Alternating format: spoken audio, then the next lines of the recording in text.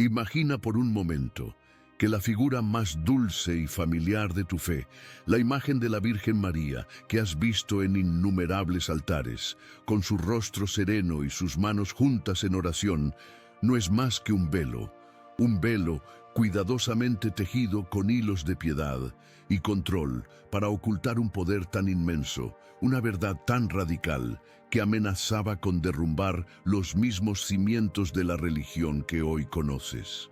No estás aquí para escuchar la historia de la joven humilde de Nazaret que dijo sí a un ángel. Estás aquí porque en lo profundo de tu alma has sentido que falta una pieza en el gran rompecabezas espiritual. Hoy vamos a comenzar a tirar de ese velo, a desvelar el rostro de la Reina Celestial que fue deliberadamente borrada de la historia, la maestra de la sabiduría cuyo conocimiento fue declarado anatema. Prepárate, porque estás a punto de iniciar un viaje hacia el mayor secreto de todos, la verdadera y olvidada identidad de María. ¿Nunca te has preguntado por el silencio de María? En las Escrituras se nos presenta como una figura central, la Madre del Salvador, pero su voz apenas se escucha. La vemos al pie de la cruz, sufriendo en silencio, y en el cenáculo, esperando en oración. Pero, ¿qué pensaba ella? ¿Qué sabía? ¿Cuál fue su papel más allá de ser un recipiente biológico para lo divino? La Iglesia te ha ofrecido una respuesta simple. Era un ejemplo de obediencia, de fe sumisa. Pero esta respuesta deja un vacío en el corazón, una sed de algo más profundo. Es la misma, sé que te ha traído hasta aquí, la intuición de que una figura de tal magnitud no pudo ser simplemente una espectadora pasiva en el drama cósmico de la salvación. Esa inquietud que sientes no es una duda en tu fe, es el eco de una verdad que clama por ser escuchada tras 2 milenios de silencio forzado. Lo que te voy a contar no es una simple teoría alternativa ni una de tantas curiosidades religiosas. Es la crónica de una verdad prohibida, una verdad que floreció en las primeras comunidades cristianas antes de ser perseguida, quemada y enterrada bajo las losas de los dogmas oficiales. En los primeros siglos, el cristianismo era un torbellino de ideas, un campo de batalla espiritual donde múltiples visiones de Cristo y su mensaje luchaban por prevalecer. En ese crisol de creencias existía una visión de María tan poderosa y tan radicalmente distinta a la que conocemos que los padres de la Iglesia naciente la vieron como una amenaza mortal, una amenaza a su estructura, a su autoridad y a la visión puramente masculina de la divinidad que estaban construyendo. Este es el relato de lo que la Iglesia ocultó deliberadamente. Olvida por un instante a la Virgen llorosa del arte sacro, a la Madre afligida y perpetuamente sumisa. Intenta visualizar otra figura, una mujer de inmenso poder espiritual, no solo madre, sino también maestra, una iniciada en los misterios divinos, la fuente de la sabiduría que nutrió al propio Jesús.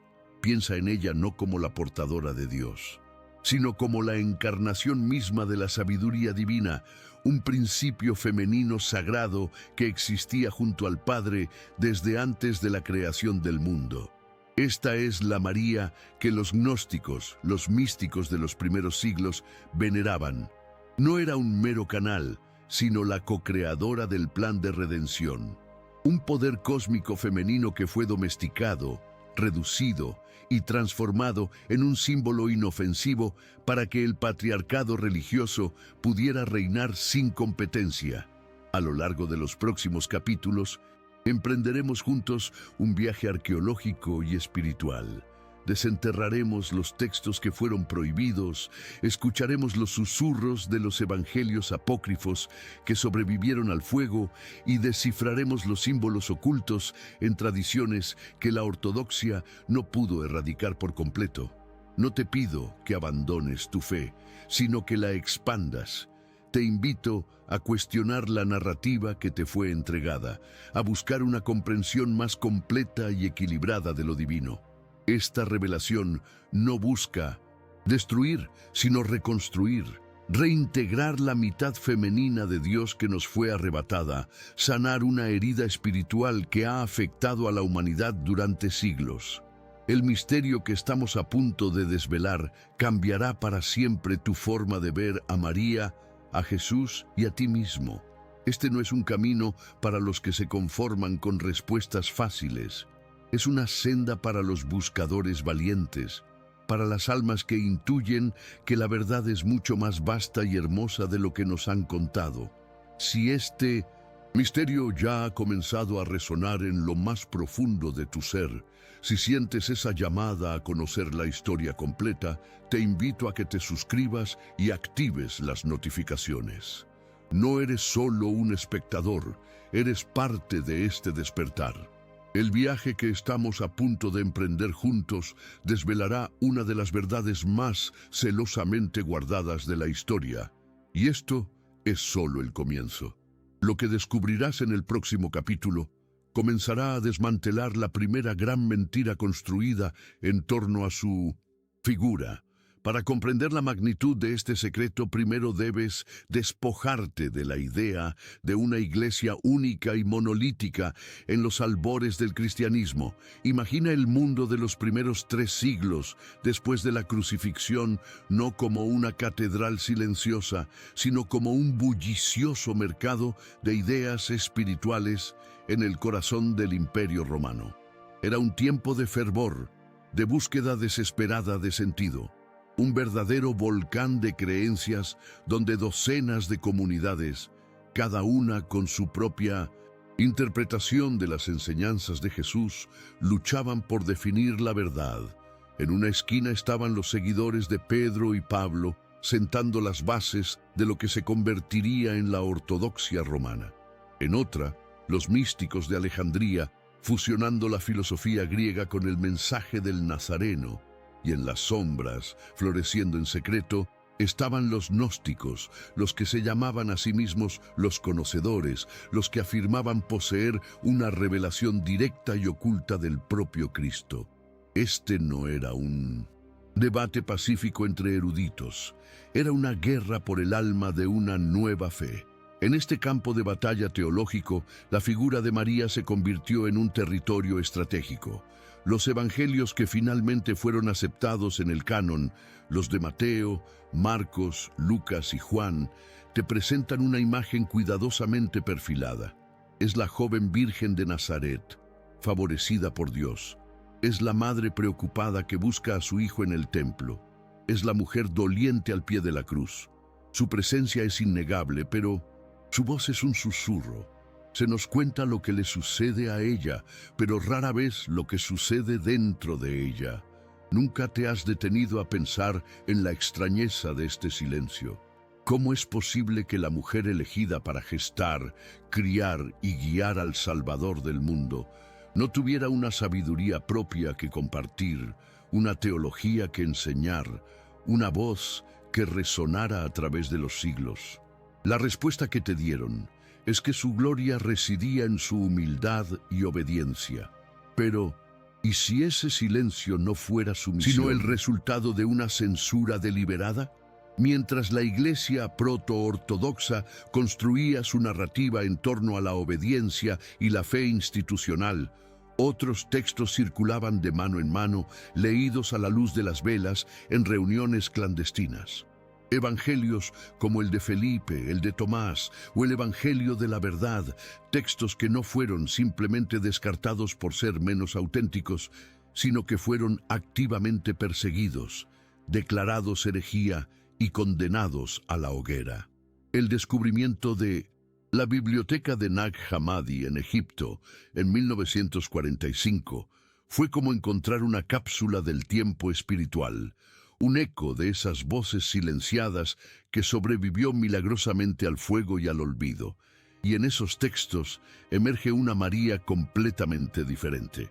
No es una figura pasiva, es una interlocutora privilegiada de Jesús, la discípula que comprende sus enseñanzas más profundas, la que recibe revelaciones que incluso a los apóstoles varones les costaba asimilar.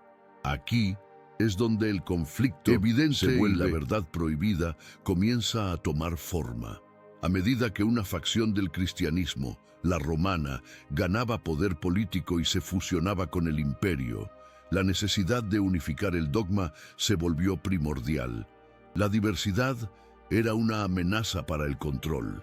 Se convocaron concilios como el famoso Concilio de Nicea en el 325, que no fueron simples reuniones para aclarar la fe, sino tribunales donde se dictaron sentencias de muerte a ideas enteras.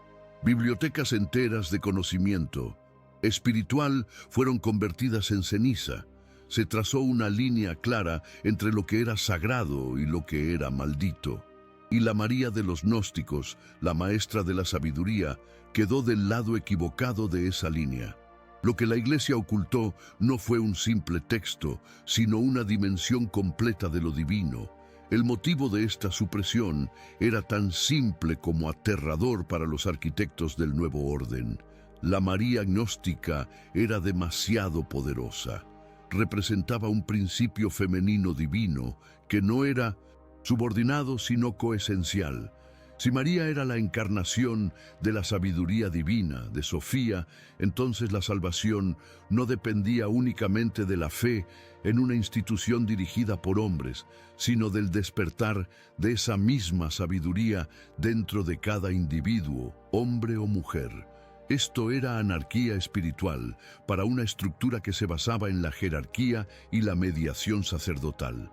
Necesitaban una madre arrodillada, no una reina cósmica sentada en su propio trono. Necesitaban un símbolo de pureza y maternidad que no compitiera con la autoridad del Padre y del Hijo, y por eso la despojaron de su poder y la vistieron de silencio. Incluso en los textos canónicos, si miras con atención, puedes encontrar las cicatrices de esta edición, los vestigios de su verdadera estatura. Piensa en las bodas de Caná. No es Pedro ni ningún otro apóstol quien se da cuenta de la necesidad. Es María. Y no le pide a Jesús que actúe. Se lo ordena con una confianza absoluta. Hagan lo que Él les diga.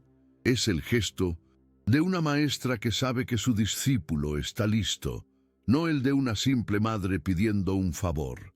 Piensa en el Pentecostés, donde ella está en el centro del cenáculo con los apóstoles, esperando la venida del Espíritu Santo.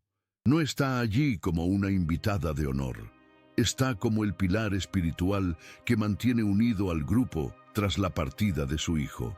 Son pequeños destellos de una luz que intentaron apagar, pero cuyo resplandor se niega a desaparecer por completo. Imagina por un momento la verdad como un vasto océano. La historia que te contaron es como un pequeño frasco de agua extraído de ese océano. Es agua real, sí, pero no representa la inmensidad, la profundidad, ni las criaturas que habitan en él. Te dieron a beber de un frasco, convenciéndote de que eso era todo lo que existía, mientras prohibían el acceso a la orilla. Durante siglos, la humanidad ha estado bebiendo de ese frasco, sintiendo una sed que no puede explicar, una nostalgia por un océano que ni siquiera sabe que han perdido. Esa sed es la que te ha traído hasta aquí, la intuición de que debe haber algo más. Esa inquietud no es una falta de fe, es tu alma recordando el sabor del océano. Este contexto de guerra espiritual, de ideas perseguidas y de una verdad deliberadamente fragmentada, es solo el escenario sobre el que se desarrollará nuestra revelación. Hemos establecido el porqué del ocultamiento y las fuerzas que lo llevaron a cabo. Pero lo que te revelaré en el próximo capítulo es el primer fragmento del espejo roto, la primera pieza del Evangelio perdido que comienza a mostrar el verdadero rostro de la Reina del Cielo. Analizaremos las palabras exactas de un texto apócrifo que describe a María no como madre, sino como la compañera espiritual de Cristo. Una afirmación tan explosiva que hizo temblar los cimientos de la iglesia naciente. Y esta no es la parte más oculta de la verdad, lo más perturbador aún está por delante. Has llegado a un punto crucial en este viaje. Hasta ahora hemos caminado por el terreno de la intuición, de la sospecha espiritual, pero sé que una parte de ti, la parte lógica que ha sido entrenada para dudar, necesita más. Necesita pruebas, ecos tangibles de esta verdad prohibida. Y yo te pregunto, ¿y si las pruebas no estuvieran enterradas en una bóveda secreta del Vaticano, sino a la vista de todos, ocultas en los textos que nos prohibieron leer y codificadas en los mismos evangelios que creíamos conocer? No estás buscando una aguja en un pajar. Estás a punto de descubrir que todo el pajar está hecho de agujas, solo que te enseñaron a verlo como simple paja. La revelación que te espera no es una teoría, es un rastro de migas de pan divinas que nos dejaron aquellos que conocieron la verdad. Adentrémonos primero en el territorio prohibido, en los evangelios gnósticos que la Iglesia declaró anatema. Abre tu mente y escucha las palabras del Evangelio de Felipe, uno de los textos descubiertos en Nag Hammadi. En él se lee una frase que, para los oídos del primer siglo, era dinamita espiritual. Había tres que caminaban siempre con el Señor: María, su madre, la hermana de ella, y la Magdalena, a quien se llamaba su compañera. Su hermana, su madre y su compañera eran cada una María. Detente aquí. No leas esto como un simple árbol genealógico. Es un código místico. Los gnósticos no hablaban de relaciones de sangre, sino de niveles de iniciación espiritual. Al presentar a tres Marías como las compañeras constantes de Jesús, el texto eleva el principio femenino a una Trinidad sagrada que refleja y equilibra la Trinidad masculina. La madre no es solo la que le dio un cuerpo, es el primer círculo de poder, la primera manifestación de la divinidad que lo acompaña. En este universo, María no es una figura secundaria que aparece en Navidad y en la Pascua. Es una presencia cósmica constante, tan esencial como el propio Logos. Ahora, con esta nueva luz, regresemos a los evangelios que tienes en tu mesilla de noche. Volvamos a las bodas de Caná en el Evangelio de Juan capítulo 2. La narrativa oficial te cuenta que María, como una madre atenta, simplemente le informa a Jesús que se ha acabado el vino. Pero lee de nuevo su interacción. No hay súplica en su voz. Ella se dirige a los sirvientes y les da una orden directa y llena de autoridad. Hagan lo que Él les diga. Esto no es un consejo maternal, es la palabra de una maestra que sabe que el momento de la revelación ha llegado. Es ella quien activa el primer milagro público de Jesús, quien da la señal para que el misterio comience a desvelarse. Ella no es una espectadora, es la directora de escena del drama divino. Su fe no es la fe ciega de quien espera un milagro, es la certeza de quien conoce el poder que habita en su discípulo, porque fue ella misma quien lo nutrió. Este pequeño versículo es una cicatriz en el texto, el vestigio de una autoridad que no pudieron borrar por completo. Pero la prueba más profunda no está en un solo versículo, sino en la conexión de María con un concepto mucho más antiguo y poderoso, la sabiduría divina, conocida en griego como Sofía. Antes de que existiera el Nuevo Testamento, en los textos sapienciales del Antiguo Testamento, como el libro de los Proverbios, se habla de ella. Escucha estas palabras de Proverbios capítulo 8. El Señor me poseía en el principio, ya de antiguo, antes de sus obras. Desde la eternidad tuve el principado, desde el principio, antes de la tierra. La sabiduría no es un atributo de Dios, es una entidad divina femenina, una co-creadora que estaba con Él antes del tiempo. Los gnósticos entendieron algo que la ortodoxia decidió enterrar. María no fue simplemente una mujer piadosa elegida al azar, ella fue la encarnación humana, el avatar terrenal de esta sabiduría cósmica. Su inmaculada concepción no se refería a un nacimiento sin sexo, sino a una manifestación de Sofía en la materia sin ser contaminada por la ignorancia del mundo. María era el puente de luz entre el cielo y la tierra. ¿Por qué se ocultó una verdad tan hermosa y potente? La respuesta es tan humana como decepcionante: por poder. A medida que la Iglesia se organizaba en el siglo II y III, hombres como Ireneo de León escribieron volúmenes enteros contra lo que llamaron la herejía gnóstica. Su mayor enemigo, la idea de que la salvación pudiera venir a través del conocimiento interior, de la gnosis, en lugar de a través de la obediencia a la jerarquía de obispos y sacerdotes. La figura de Sofía María era la máxima amenaza a su naciente monopolio espiritual. Si la sabiduría divina se había encarnado en una mujer, y si esa misma chispa de sabiduría habitaba en cada ser humano, entonces, ¿qué necesidad había de intermediarios? Para construir su imperio terrenal, necesitaban un Dios Padre autoritario en el cielo y una estructura de poder masculina en la tierra. En ese modelo no había lugar para una reina celestial, así que la despojaron de su divinidad, la silenciaron y la convirtieron en el símbolo de la obediencia perfecta a esa misma estructura que la había destronado.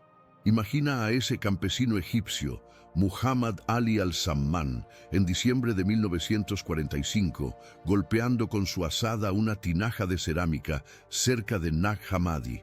Imagina el sonido de la arcilla rota y el descubrimiento de aquellos códices de papiro que habían permanecido sellados durante más de 1600 años. No fue un simple hallazgo arqueológico, fue el desierto, la tierra misma, devolviéndonos la memoria que nos habían robado. Esos textos son los testimonios de los vencidos, las voces de aquellos que fueron quemados y perseguidos por creer en una divinidad más completa, más equilibrada. Son la prueba material de que el cristianismo que te han contado es solo la versión de los vencedores. La existencia de estos evangelios no prueba que la Biblia canónica sea falsa, prueba que está incompleta. Le falta su otra mitad, el corazón femenino que fue arrancado de su pecho. Las piezas están sobre la mesa. Tienes el testimonio de los textos prohibidos que la nombran como parte de una Trinidad sagrada. Tienes las cicatrices en los textos oficiales que delatan su verdadera autoridad. Tienes la conexión teológica con la Sofía precristiana, la sabiduría divina. Y tienes la evidencia histórica de una supresión deliberada por parte de una iglesia en busca de poder absoluto. Esto ya no es una cuestión de fe ciega. Es una cuestión de conectar los puntos que han estado deliberadamente dispersos durante 2 milenios. Has pasado de la intuición a la evidencia, pero este misterio es como un pozo sin fondo. Cada verdad que descubrimos solo revela una capa más profunda. Hemos establecido quién era ella realmente, una encarnación de la sabiduría divina, y por qué su identidad fue un secreto tan celosamente guardado. Pero si crees que esta revelación es el final del camino, te equivocas. Es solo el principio.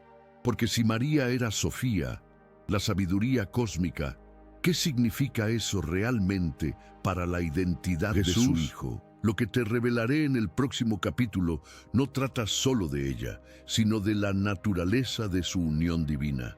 Una relación que va mucho más allá de la de madre e hijo y que redefine por completo la misión de Cristo en la tierra. Y esta verdad es aún más peligrosa que la que acabas de escuchar. Has llegado a un punto sin retorno. La revelación de que María no era simplemente una joven piadosa, sino la encarnación de la sabiduría divina de Sofía, no es una mera curiosidad religiosa que puedas archivar en un rincón de tu mente. Es una llave que abre una puerta en lo más profundo de tu ser, una puerta que quizás ni siquiera sabías que existía, porque esta verdad prohibida no es solo sobre ella, es sobre ti. ¿Alguna vez has sentido en la quietud de una iglesia o en la soledad de la noche que a tu fe le faltaba algo? Una sensación de desequilibrio, un anhelo de una conexión más profunda que las oraciones aprendidas no lograban saciar. Ese vacío no era una falla en tu devoción, era el eco de la mitad ausente de Dios, era tu alma extrañando a su madre. Durante 2 milenios te han enseñado a rezar a un Padre Celestial, a un Hijo Redentor y a un Espíritu Santo abstracto. Una Trinidad completamente masculina. Se te ha dicho que busques la fuerza, la ley y el perdón en estas figuras, mientras que lo femenino fue relegado a un papel secundario de intercesora sumisa. Lo que la Iglesia ocultó al despojar a María de su divinidad como Sofía fue mucho más que un dato teológico. Fue un acto de mutilación espiritual para toda la humanidad.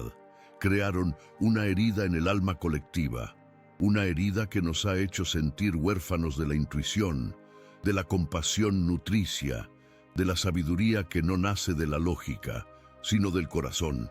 Nos enseñaron a buscar a Dios en el cielo, en las alturas, olvidando que también habita en la tierra, en la profundidad de nuestro propio ser, como una madre silenciosa esperando ser reconocida.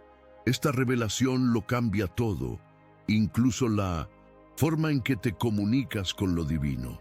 Rezarle a la María que ahora conoces ya no es el acto de pedirle un favor a la madre de un rey. Es un acto de introspección, un diálogo con la sabiduría que ya reside en ti. Cuando cierras los ojos y buscas guía, no estás llamando a una figura externa, estás activando la chispa de Sofía en tu propio interior. Necesitas claridad en una decisión difícil. No pidas una señal, pide despertar la sabiduría que ya posees.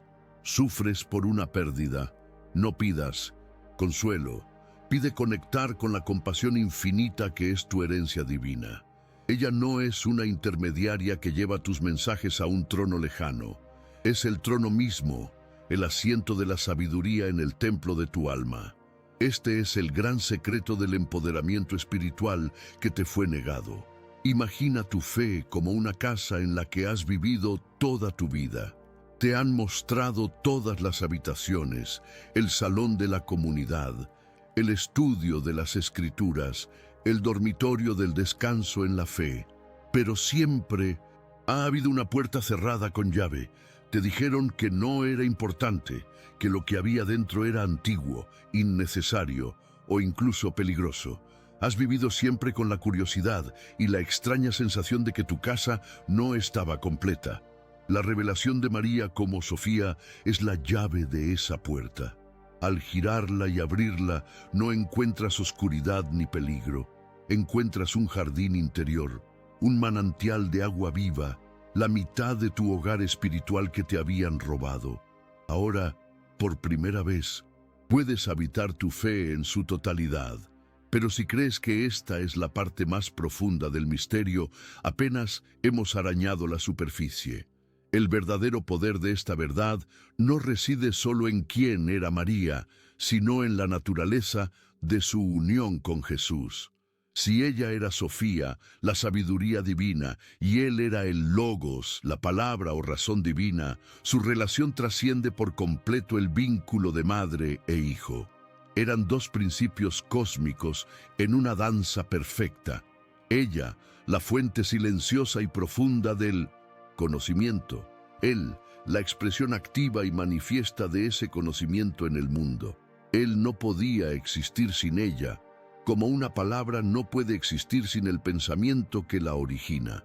Y ella necesitaba de él para que su sabiduría no permaneciera oculta, sino que se hiciera carne y habitara entre nosotros. Con esta luz, la misión de Jesús se transforma radicalmente. Ya no es simplemente el Cordero que viene a ser sacrificado por los pecados del mundo en un pacto legalista con un Dios Padre ofendido. Esa es la versión simplificada que te dieron para que fueras obediente. La misión real, la misión gnóstica, era mucho más grandiosa. Cristo, el Logos, descendió al mundo material no para apaciguar a un Dios, sino para despertar las chispas de luz, las semillas de Sofía que están atrapadas dentro de cada ser humano. Su propósito no era que creyeras en Él, sino que te convirtieras en Él, que despertaras tu propia divinidad interior. Y la primera en enseñarle el camino, la primera en guiarlo en el descenso y el ascenso, fue su contraparte divina, la sabiduría misma hecha mujer, María. Piensa en ellos dos, no en las escenas piadosas que te han mostrado, sino en momentos de enseñanza secreta. Imagínalos bajo el cielo estrellado de Galilea, ella revelándole los misterios del pleroma, el reino de la luz pura, y él absorbiendo esa gnosis para poder traducirla en parábolas para las masas. No era una madre preocupada por su hijo rebelde, era la maestra iniciadora preparando Salvador para su misión. Su unión era una sinfonía cósmica, una alianza divina para liberar a la humanidad de la ignorancia, la verdadera causa del sufrimiento. ¿Entiendes ahora por qué tuvieron que enterrar esta verdad? Una pareja divina, un camino de autodescubrimiento, una salvación que no depende de obispos ni de dogmas. Era la receta para la libertad espiritual y, por tanto, la mayor amenaza para cualquier institución basada en el control. Hemos abierto la puerta a la habitación secreta y has contemplado el jardín interior. Has comprendido la verdadera identidad de la Reina del Cielo y la naturaleza de su unión divina con el Logos. Sientes cómo esta revelación resuena en tu alma, sanando esa herida ancestral. Pero ni siquiera esta es la verdad más impactante, porque esta sinfonía divina no era un dúo, sino un trío. Había una tercera figura en el corazón de este misterio, una mujer cuyo nombre fue deliberadamente manchado y cuya función fue pervertida para ocultar el secreto final del plan de Cristo.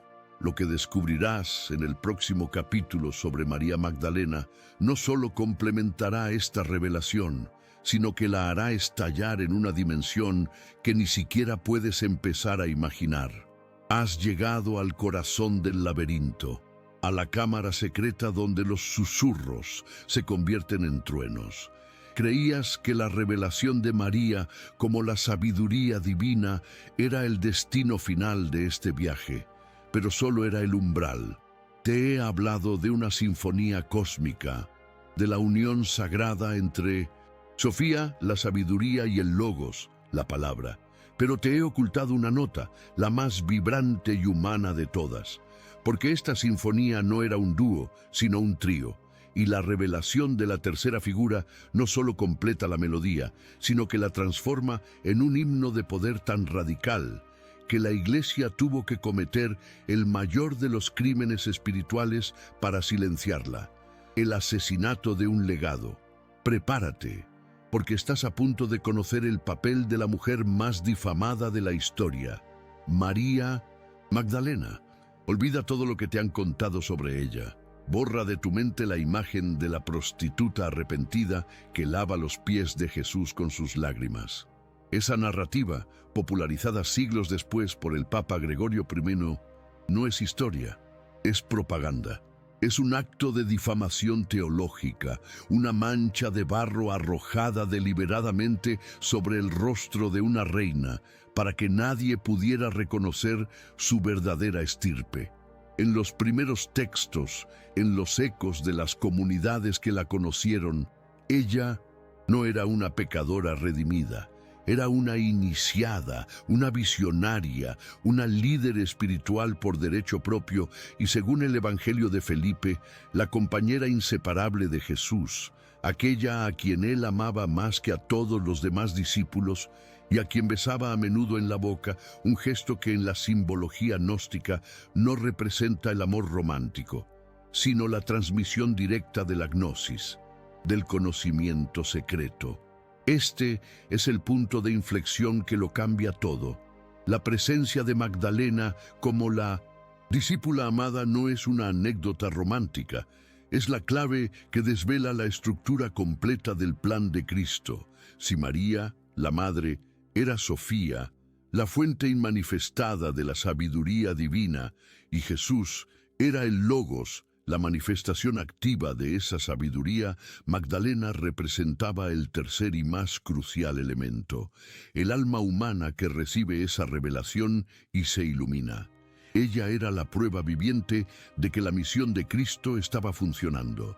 Ella era el primer fruto de la cosecha espiritual, la primera en alcanzar la iluminación completa. Por eso, en el Evangelio de María Magdalena, es ella, y no Pedro, quien consuela y enseña a los apóstoles después de la crucifixión, transmitiéndoles las enseñanzas secretas que Jesús le había confiado solo a ella. La consecuencia de esta verdad es sísmica. Si Magdalena era la heredera espiritual de Cristo, la apóstol de los apóstoles, como la llamaban los primeros cristianos, entonces la iglesia construida sobre la primacía de Pedro es una usurpación. La autoridad apostólica no se basaba en una sucesión masculina de poder institucional, sino en la capacidad de recibir y comprender la revelación directa, una capacidad que Magdalena demostró poseer por encima de todos. ¿Comprendes ahora la magnitud de la amenaza que ella representaba? No era solo una mujer en un puesto de poder, era la encarnación de un modelo de fe completamente diferente, uno basado en la experiencia interior y no en la obediencia a la jerarquía. Para que la iglesia de Pedro pudiera reinar, la iglesia de Magdalena tenía que morir. Y la mataron, no con una espada, sino con una palabra, prostituta. Profundicemos aún más en este misterio. Imagina la Trinidad Sagrada en acción. María, la Madre, es el océano silencioso de la sabiduría cósmica. Jesús, el Logos, es el río que nace de ese océano y lleva sus aguas vivas al mundo.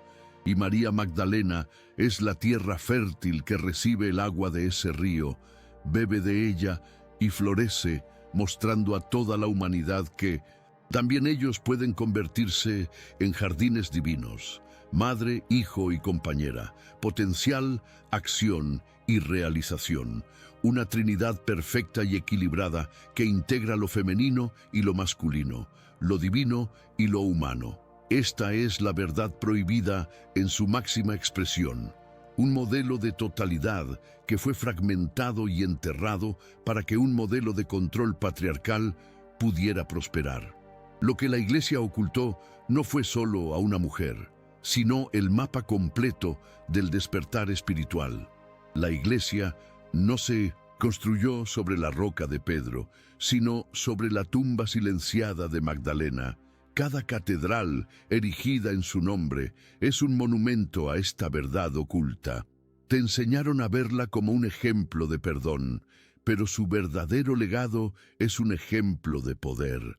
Te dijeron que su historia era sobre la redención del pecado, pero en realidad es sobre la realización de la divinidad. Ella no es un recordatorio de la debilidad humana, sino el símbolo eterno del potencial iluminado que yace latente en cada uno de nosotros, esperando ser despertado por la llamada del Logos y nutrido por la sabiduría de Sofía. Siente por un momento el peso de esta revelación. La figura de la Madre ha sido restaurada a su trono como sabiduría divina. Y ahora, la figura de la compañera, de la amada, se alza desde las cenizas de la difamación para reclamar su lugar como la primera iluminada, la verdadera heredera. Hemos recompuesto el trío sagrado, hemos devuelto el equilibrio al corazón de la fe. Y si esto te parece una revelación que sacude los cimientos, lo que estás a punto de descubrir es el terremoto que los derrumba.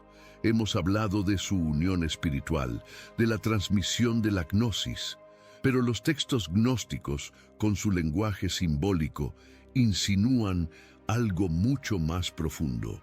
porque la unión entre el Logos y la discípula iluminada no fue meramente una transferencia de conocimiento, fue la manifestación terrenal de un ritual cósmico conocido por los antiguos como el hieros gamos, el matrimonio sagrado. Una unión no solo espiritual, sino también física, destinada a anclar una nueva frecuencia de luz en el planeta. Lo que te revelaré en el próximo capítulo no es una teoría, sino la crónica de este misterio nupcial. Una verdad tan explosiva que redefine no solo la misión de Cristo, sino el propósito mismo de la historia humana. Y el secreto que envuelve a esta unión es, con diferencia, el más protegido de todos. El velo ha caído por completo.